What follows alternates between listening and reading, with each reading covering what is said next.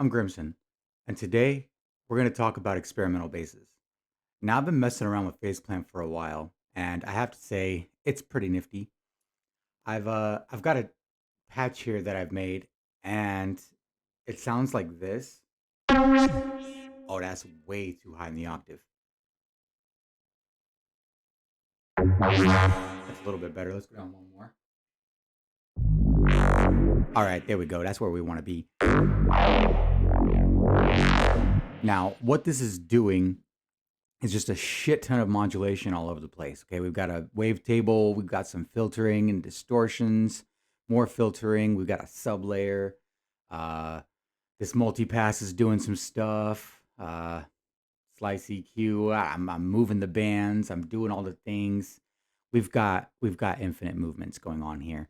And let's see. I've got this routed to this, so this changes the speed of this, and then this is affecting this.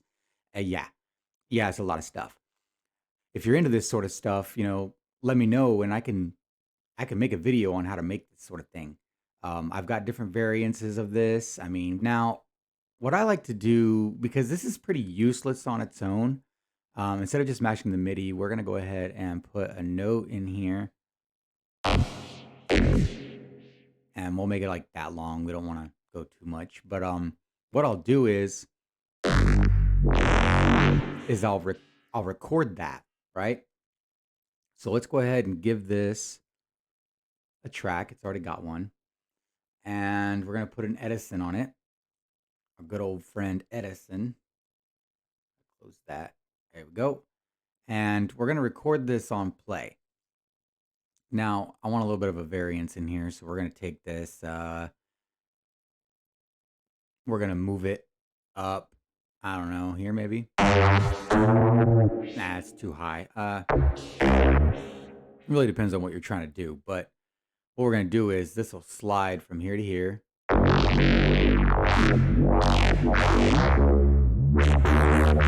Slides a little fast. Let's make it a little bit slower here.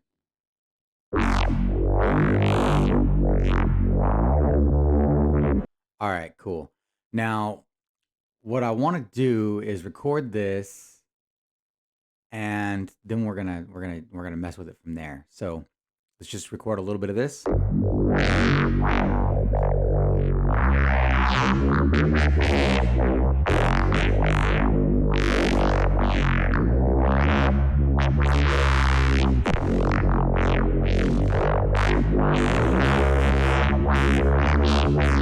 Now you can record this as long as you want to.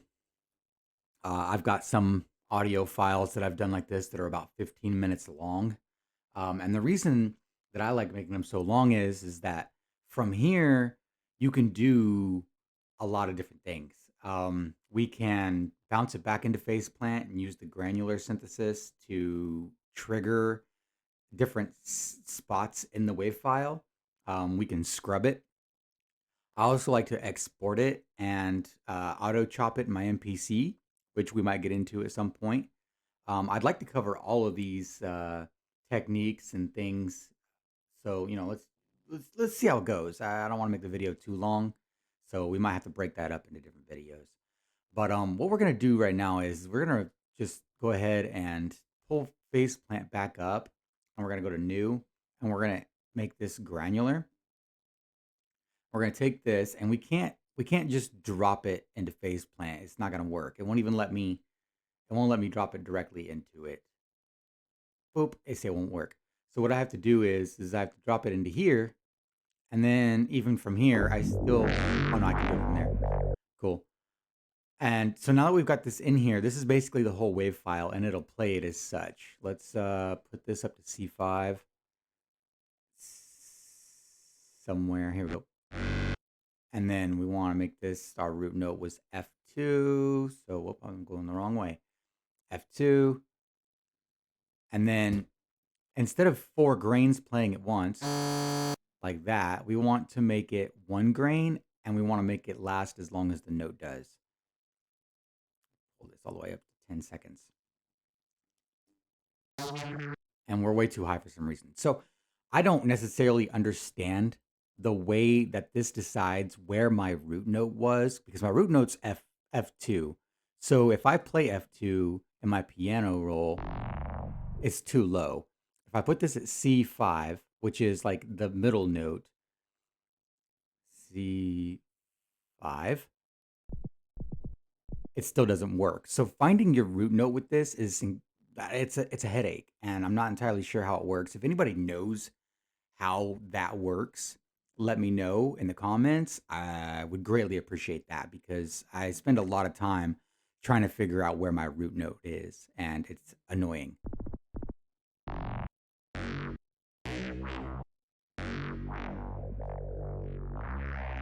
I think we found it roughly in C6. It says my root note C5, but I play in C6. I mean, that makes no sense. My root note is F2. So we'll put our root note on F2 and then try to find it in the piano roll, I guess.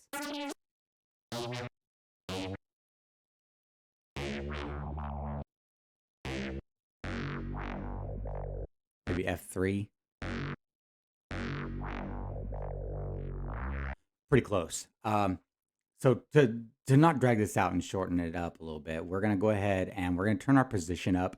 Now, if you read at the bottom left corner of Faceplant, whenever you hover over something, it'll tell you what it does. It's down here. It'll tell you what that does. So we're gonna turn the position up, and that adds an amount of randomization of playback position. We're gonna turn that all the way up. We're actually going to shorten this note a little bit because basically what we want are different hits in the waveform.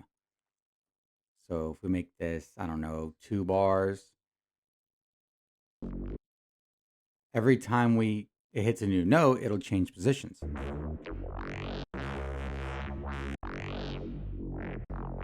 Which is super dope because that'll give us like patterns and different ways for things to play out.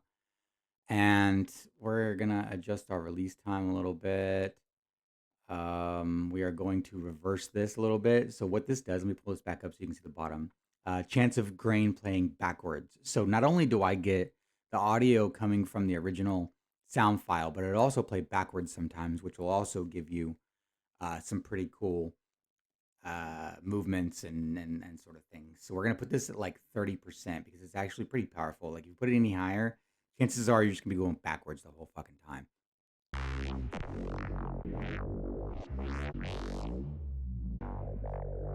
Cool. Now, what I also want to do is add a little bit of distortion to this, simply because it's a little it's kind of quiet.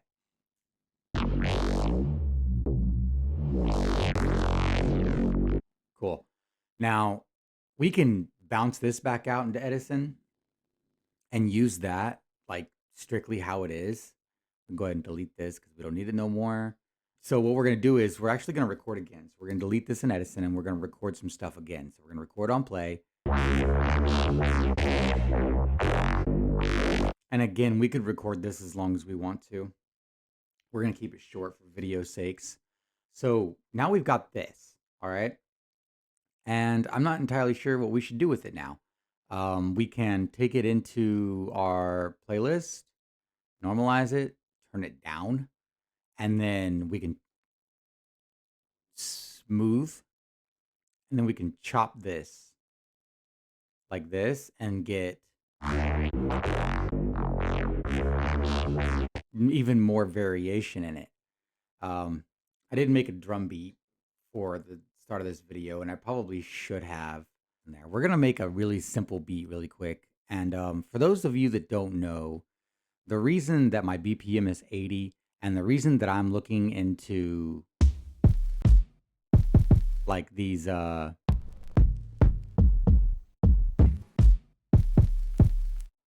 gonna be looking into like hip hop and boom bap type drums, and the reason is because I just really like the feel and the style of that. I like things moving a little bit slower and a little more old schooly, I guess is the word I'm looking for. I don't think it is, but we're gonna use it, I guess.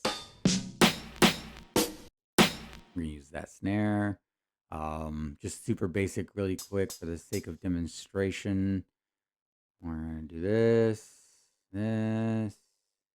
Anyways, so we got this just super basic drum beat. So I really like the feel of this against these sorts of basses and stuff. Been trying to define a genre of music um, that I've seen a little bit of, but I haven't seen a whole lot of it.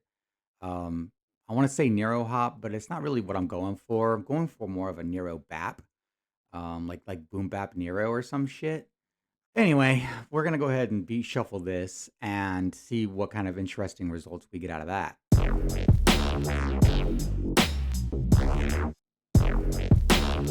I like that first hit though. So I will delete this, pull it in again, and do it over and over again until we find something that we like. And I mean, I've written several songs doing this. All right, so we're just right there. We'll go ahead and stop with that. Maybe pull it again. Our goal is that we want at least one bar, and then we can create calls and responses from there. I don't want that higher note right there.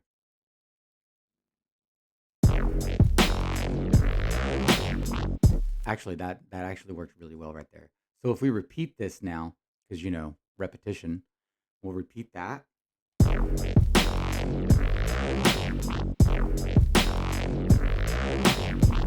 So maybe on this last one, we'll make it a completely different one.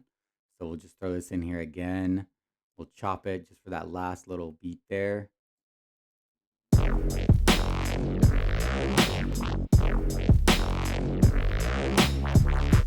Oh yeah.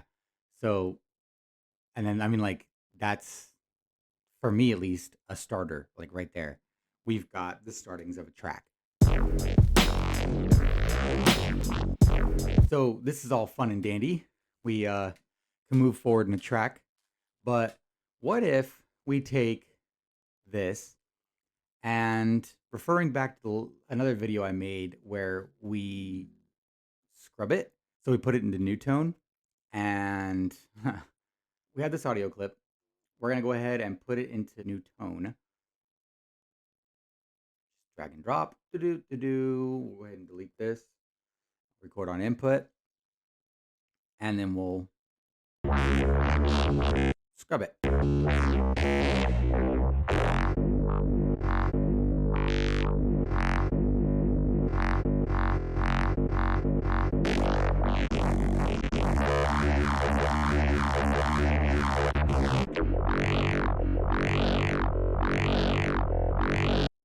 And you can go back and forth through this audio file for, I mean, again, as long as you want to.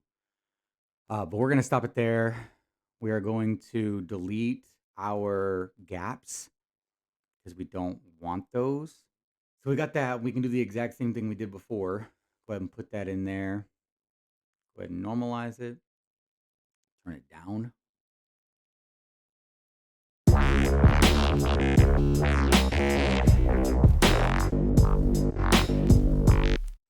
And we are going to, again, smooth it and chop it. Kind of like that, but we're going to look for something else.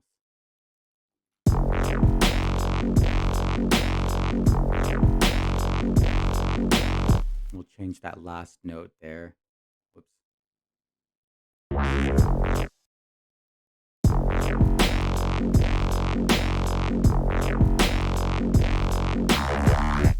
Yep. And that last thing there really doesn't matter. You could put probably anything there and it would work. But for the sake of demonstration, we're just going to do that.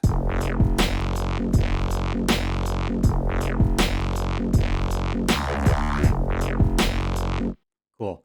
Now, one thing I forgot to add is that you want to track these out. We're going to track, and we're going to put this on the same track just because you want a side chain. So we're going to make sure that our kick is on an audio track, which it's not. Or a mixer track, not an audio track, sorry. Mixer track. And we're going to sidechain. Sidechain to this track. Go here. Let's put a limiter. Got lost in the sea of plugins here. Limiter, sidechain, insert 3, which was our kick.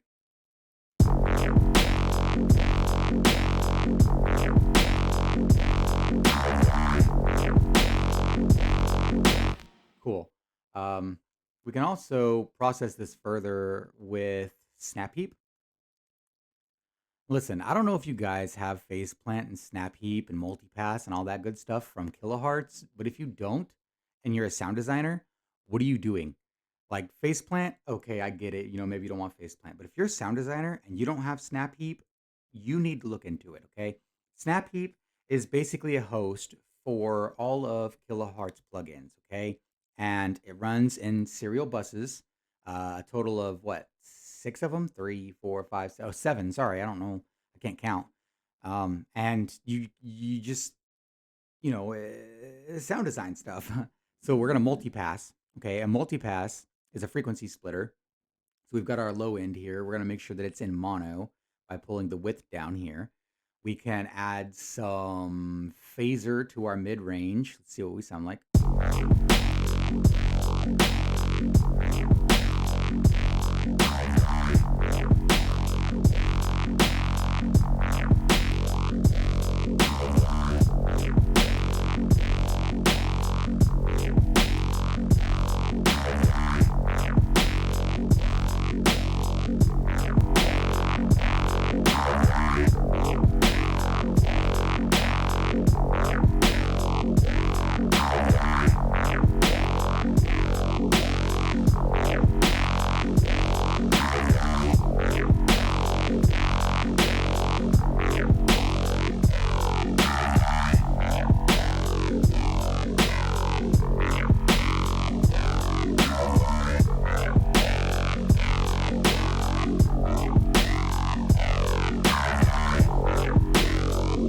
Cool. Yeah, that's good stuff.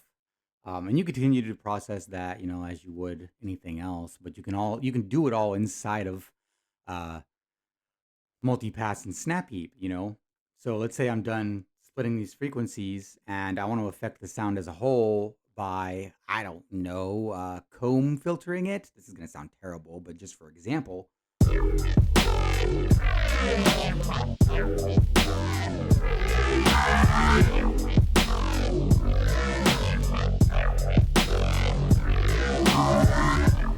I mean, if that's what you're into, but you can just keep doing it. So this is totally worth it. I spend $10 a month for Faceplant, Snap Heap, Multipass, and all the effects that it comes with. And let me tell you, it's been a game changer for the way that I make stuff.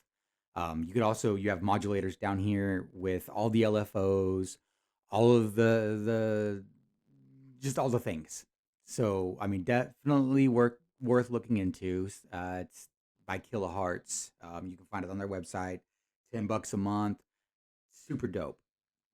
Or you can buy it outright for, I can't remember how much it is. I think it's like $150, $200, something like that.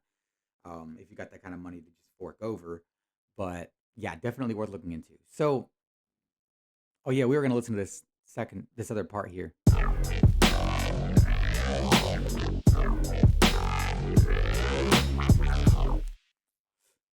This could even be a second section here. Pull this over. We've got a second section there. Maybe we just, we break it right there. Look through my really long drum break collection and see if we can.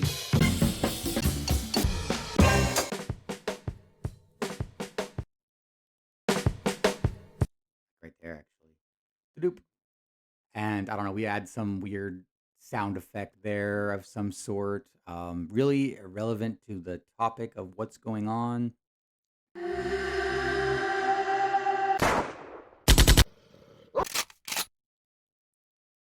Money on my mind, money on my mind. Just put that in there just for sake of demonstration. We're going to make it really fast because we want to fill in the section right here.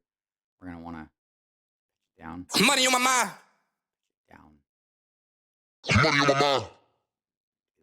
Money on my mind. Sure. Money on my mind. Sure. Whatever. So then now we've got an A section, a B section.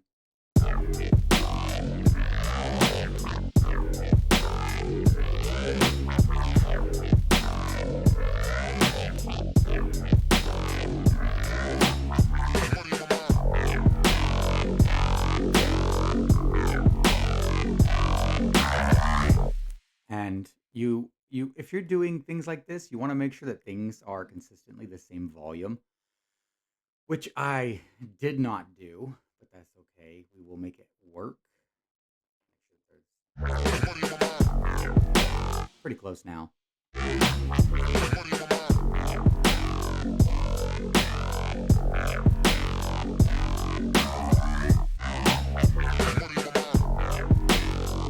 And yeah, I mean that's that. I also like to take these waveforms, like I said earlier, and bounce them out to my MPC.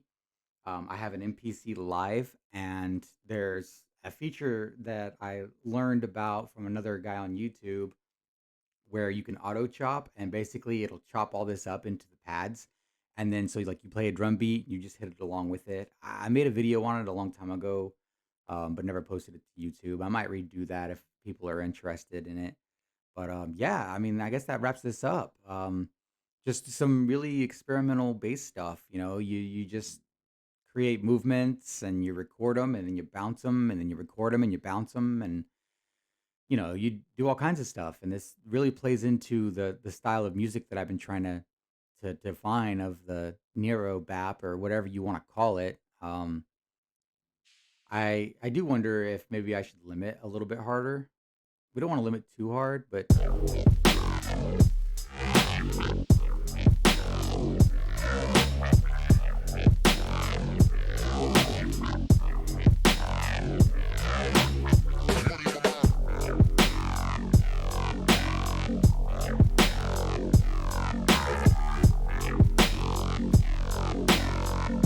yeah. So I want to thank you guys for watching. Make sure you like, subscribe. I've got some new tracks coming out. I'll be posting those on Spotify and SoundCloud within the next, oh, I don't know, maybe day or so, maybe even today, depending on what I got going on. But yeah, I appreciate you guys watching and have a nice day.